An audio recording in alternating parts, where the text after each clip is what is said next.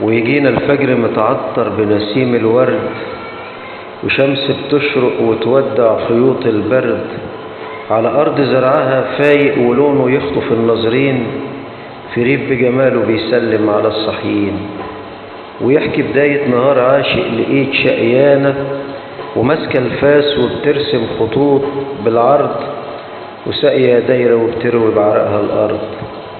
فلاح صاحي من بدري على صوت عصفورة بتزقزق، بيحضن أرضه بدراعه ويشقى فيها وبيعرق، بيعشق كل ما فيها ويفرح لما تندهله بعرقه وأصله برويها، وزرعه لما يتفوق بيتعايق قدام أهله، ويمشي بخطوة مرسومة ويتمايل، ولما الشمس تقسى عليه ظلة شجرة تندهله وتتحايل.